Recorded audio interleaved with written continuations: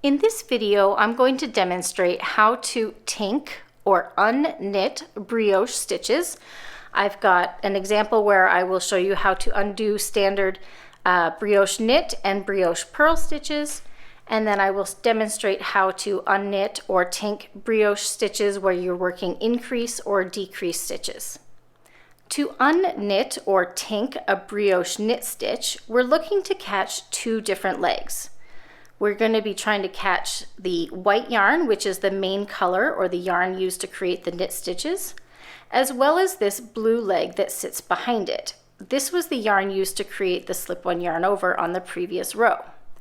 So to undo the stitch, I always put a little bit of tension on the working yarn, so it just pulls this stitch a little bit taller. I'm going to insert my left-hand needle from front to back, making sure that I catch both the white yarn of the main color and the blue yarn of the slip-one yarn over color, or the contrast color. And once I've got both of those secured on my left-hand needle, I can slip this stitch off my right-hand needle and it falls. Now we've got both of those legs on our left-hand needle. This yarn here would have been wrapped around this stitch to create the slip-one yarn over. Since it's already come off, we can simply slip this stitch purlwise. And now we're back to our next brioche knit stitched undo.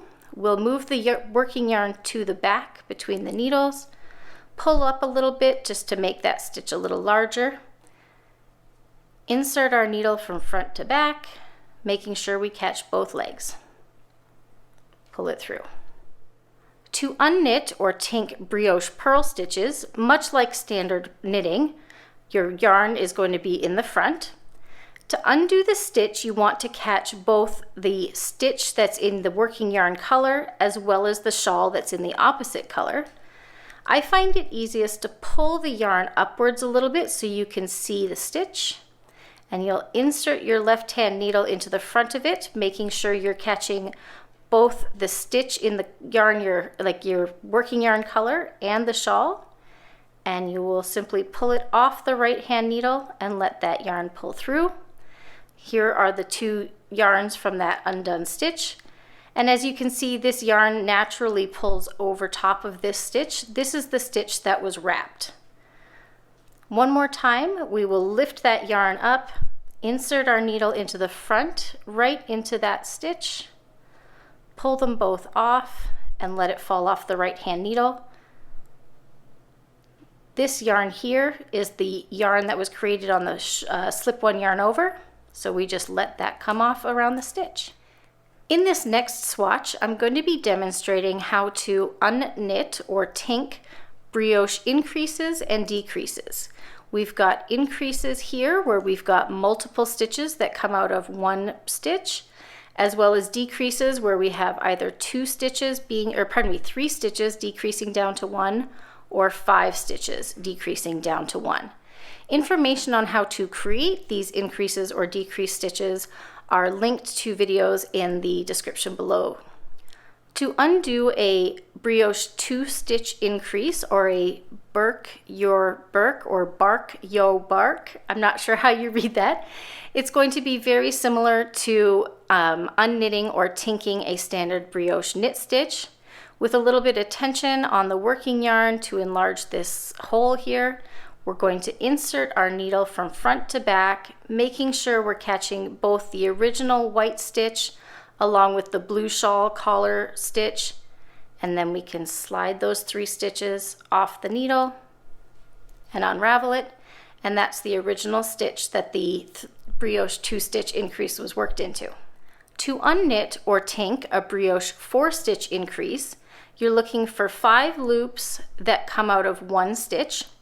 And just like when you are unknitting a standard brioche knit stitch, you want to be sure that you're catching not only the working yarn in this white color, but the yarn that created the slip-one yarn over in the previous row, which is this blue yarn.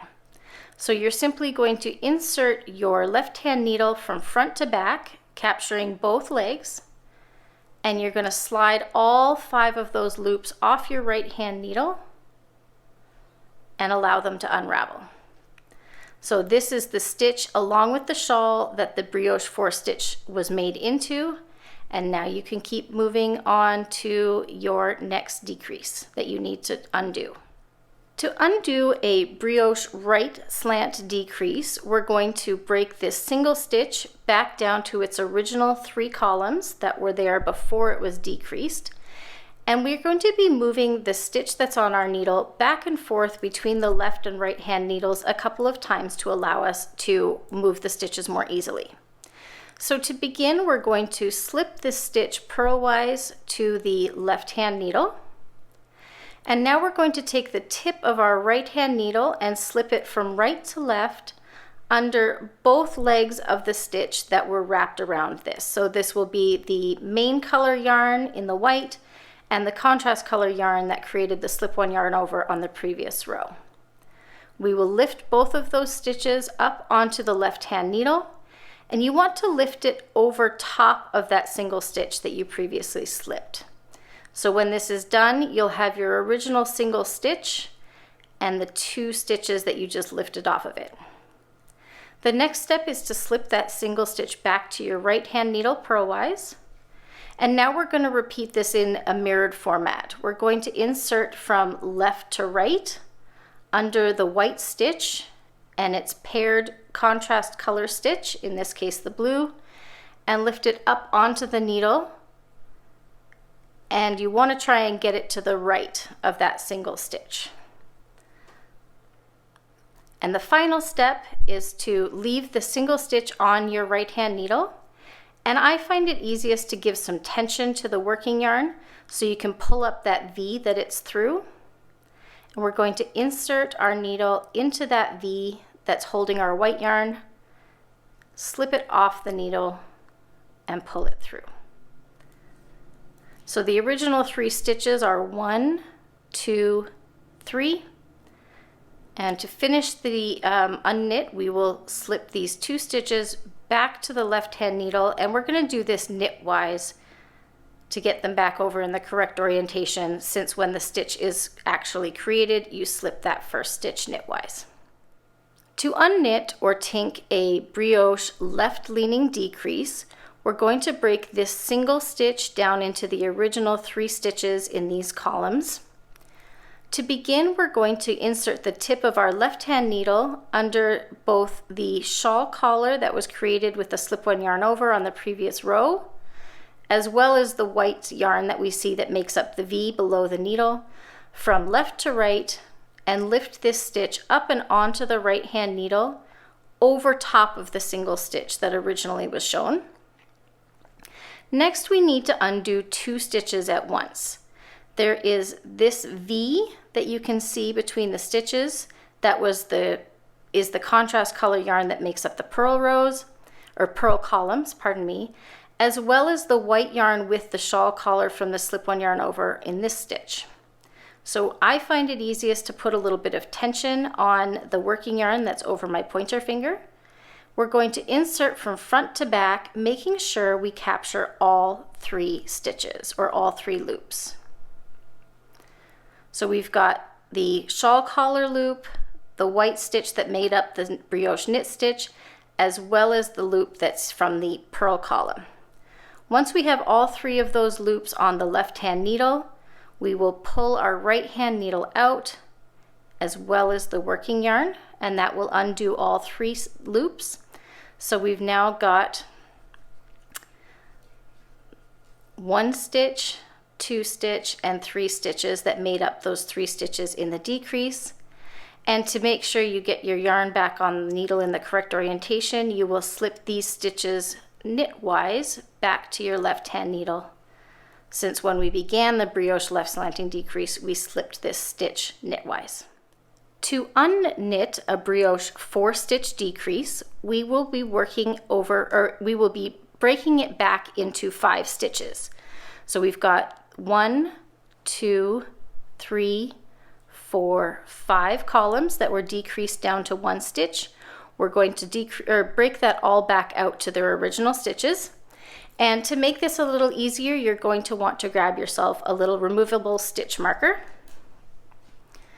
To begin, we're going to lift this front V along with its blue stitch up off the needle. This takes a little finagling because you kind of have to lift it up and over without dropping this stitch off the needle.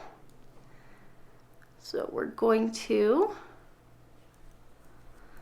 lift that up and over, and this is simply going to sit on your right hand needle to the right of the stitch that you just lifted it over. Next, we're going to transfer that single stitch purlwise back to the left hand needle, and this is where we're going to grab our locking marker. We need to place this into the front of both of these legs. Because this stitch was placed over the stitch that we now have on our left hand needle, it'll be in a twisted orientation. So we need to insert our needle from right, or our marker, pardon me, from right to left into those 2 loops.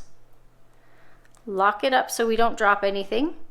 And now we're going to slip those 2 loops that are on the marker off the needle, and we're just going to let those hang in front of our work. Next, we're going to transfer that stitch back to the right hand needle purlwise, and we're going to lift the next V, which you can see the V here with its shawl, back up onto the stitch, or onto the right hand needle.